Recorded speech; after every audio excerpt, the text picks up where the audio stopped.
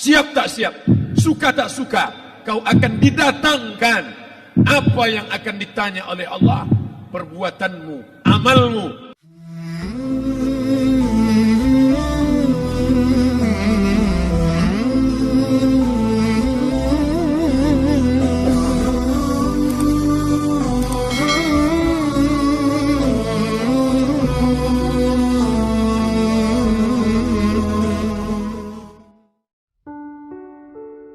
Malam ini kita menyadarkan diri kita, terlebih lagi yang berceramah, jangan kau hanya sampai menyampaikan ayat saja. Hai Abdul Somad, apakah kau yang bicara itu hatimu sudah hidup?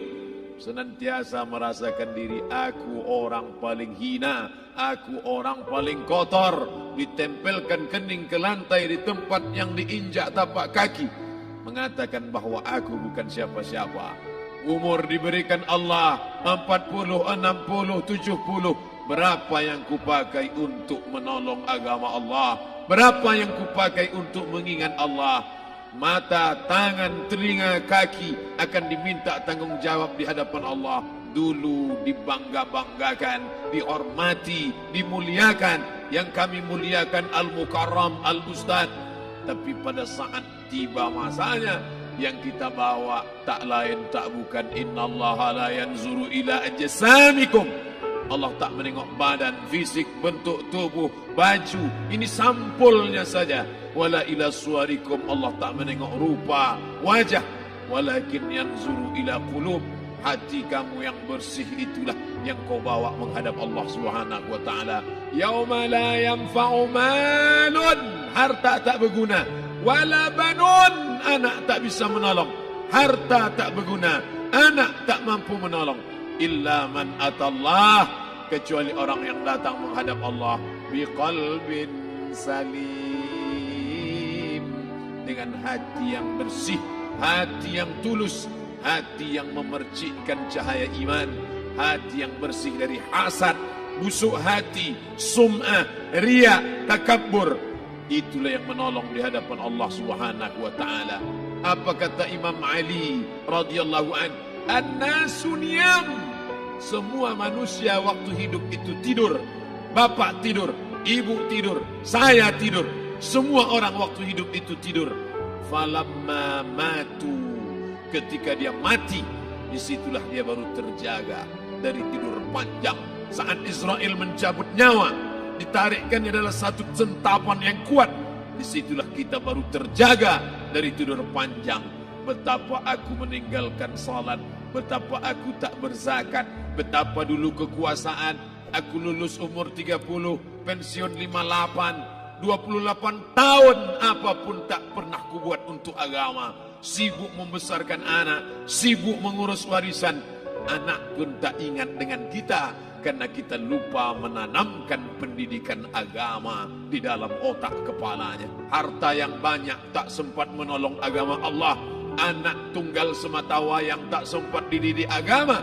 Istri meninggalkan dalam keadaan stres susah hatinya, karena dia tak diajarkan sabar menerima ridha ketetapan takdir Allah.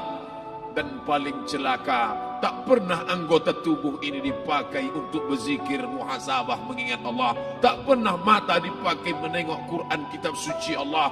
Tak pernah dipakai hati merenung sejenak, apa yang akan kubawa mati menghadap Allah Subhanahu wa taala. Abdul Somad dari dalam tanah naik ke atas tanah, ceramah,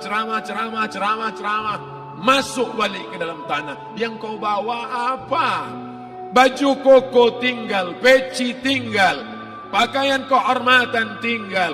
Yang kau bawa kain tidak berjahit, disobek, kerak. Itu yang akan menyampul kulitmu, yang selama ini kau dimandikan, dibersihkan oleh ibumu dulu 60 tahun yang lalu. Sampai masanya kau lupa kapan kau dimandikan dulu.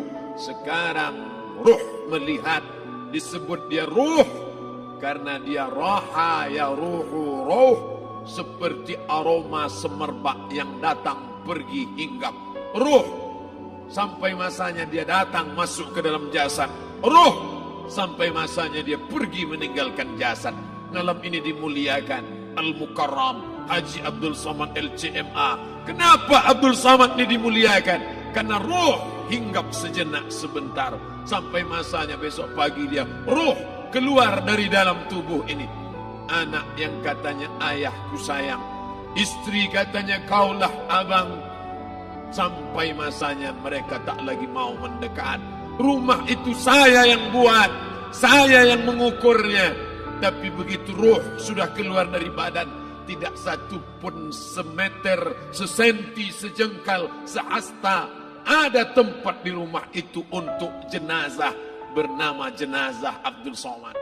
Mana kawan, sahabat, andai tolan, anak menantu, teman sekantor, semuanya pergi meninggalkan. Yang tetap dibawa, kalau pernah kaki melangkah salat berjamaah di masjid, kalau pernah tangan mengusap kepala anak yatim, kalau pernah tangan mengucap subhanallah. Nanti di akhir tausiah kita akan berzikir, munajat, muhasabah diri, berdoa, mengenang apa yang akan kita bawa menghadap Allah Subhanahu wa taala. Datang malaikat membawa kain kafan dari cahaya, akan menyambut ruh yang mulia. Hadis riwayat Ahmad bin Ambal dalam kitab Al-Musnad, turun malaikat berlomba-lomba membawa kain putih dari cahaya, menunggu ruh akan keluar. Ruh menetes seperti embun di ujung daun. Daun tidak bergoyang, ranting tidak patah. Ruh menetes pelan turun ke dalam kain kafan, dibawa malaikat ke pintu langit. Tak sabar mereka menyambut. Inikah dia yang selama ini berjamaah? Berapa banyak yang masyhur terkenal di bumi, malaikat tak mengenal dia. Ini roh siapa? Tapi ini bukan LCMA, dia bukan ustaz, dia bukan ulama, tapi imannya dalam, kekuasaan dipakai menolong agama Allah. Rohnya keluar di bawah, semua malaikat mengucapkan salam. Inilah orang yang selama ini kami tunggu-tunggu, catatannya sudah lama.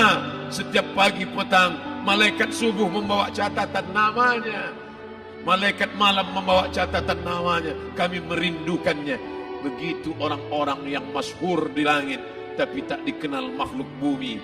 Tapi ada sebaliknya, yang rohnya disentapkan, ditarik malaikat dengan begitu tarikan yang sangat kuat. Nabi bertanya saat Isra Mi'raj kepada mereka yang sudah mati ribuan tahun yang lalu, apa yang kalian rasakan?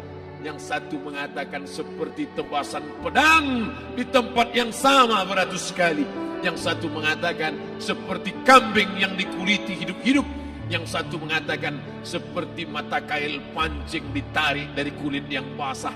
Maka kita berdoa setiap selesai salat, Allahumma hawwin alaina, ringankan kami ya Allah, fi sakaratil maut, di saat sakaratul maut yang amat sangat menyakitkan itu, di saat malam pertama di tempat yang gelap, di tempat yang tak pernah diimpikan oleh orang, tapi kita tetap melewati dan merasakannya. Perlahan-lahan cacing tanah, ular-ulat kalajengking akan menggerogoti kulit yang selama ini dimandikan, selama ini dipakaikan sampo yang mahal, selama ini dioleskan pelembab yang lembut.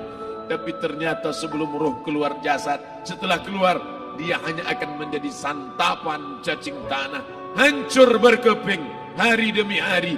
Yang pertama kali membusuk adalah mata, karena dia berisi cairan. Cairan ini mengering, busuk dan berlubang. Lalu kemudian usus sebulan di dalam tanah, mulai dia menggelembung masuk angin dan dia meletus pecah. Cacing-cacing tanah mulai datang menggerogoti, memakan. Habis, siap tak siap, suka tak suka, kau akan didatangkan. Apa yang akan ditanya oleh Allah? Perbuatanmu, amalmu. Faman ya'mal mithqala dzarratin khairan yarah. Sebesar biji sawi, sebesar ujung rambut, kau aniaya orang, kau makan titik puluh keringatnya. U'tul ajira ajrahu, berikan upah pekerjamu, gaji tukang panenmu, gaji tukang cuci setrikamu. Kau makan, kau tahan 3 bulan. Dia tak menuntut, dia senyum, dia hanya mampu mengadu kepada Allah.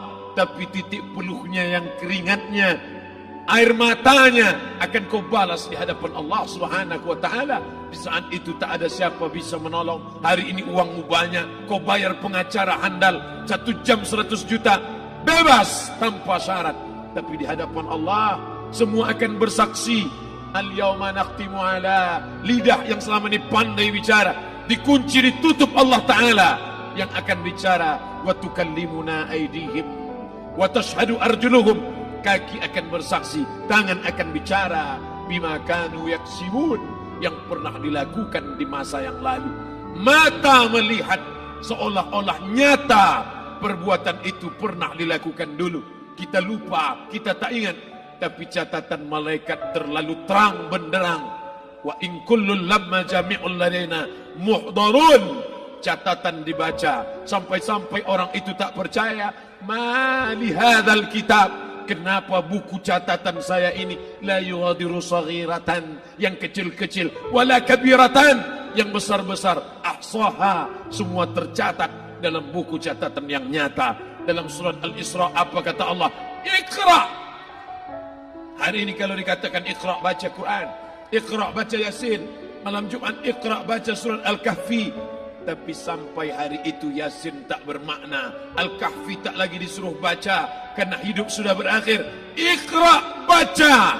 Apa yang kau baca? Kafa binafsikal yawma alaika hasiba.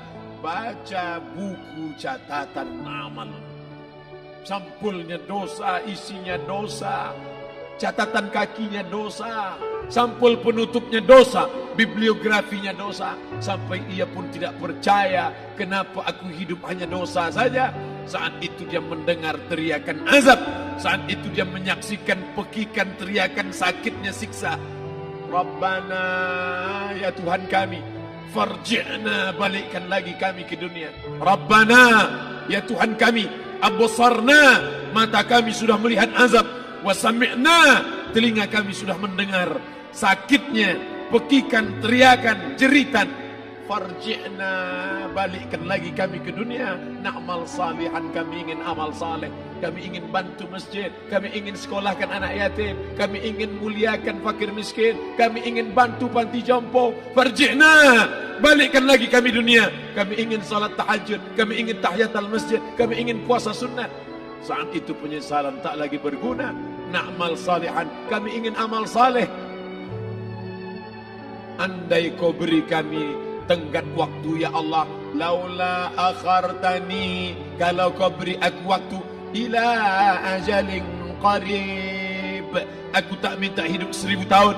Ila ajalin qarib, sebentar saja kau hidupkan aku ya Allah. Di situ orang baru tahu apa yang pernah dilakukan dulu, yang di masa lalu. Tak ada cara lain kecuali malam ini kita bertaubat, taubat nasuha, mandi, solat sunat taubat. Ma min muslimin yuznibu zamban, ada orang silap, khilaf, buat dosa, salah. Siapa yang tak pernah salah? Sedangkan datuk moyang kita Adam pun salah, tapi dia mengetahui, sadar salahnya. Dia berdoa, Rabbana zalamna anfusana, kami sudah menzalimi diri kami. Wa illam taghfir lana, kalau kau tidak mengampuni kami, wa tarhamna, kalau kau tidak merahmati kami, lanakunanna minal khasirin, kami termasuk orang yang rugi ya Allah. Maka malam ini kita bermunajat kepada Allah, berdoa, mengenang masa lalu, bergelimang dosa, besok tak akan kita ulang. Kita minta ampun kepada Allah Subhanahu wa taala.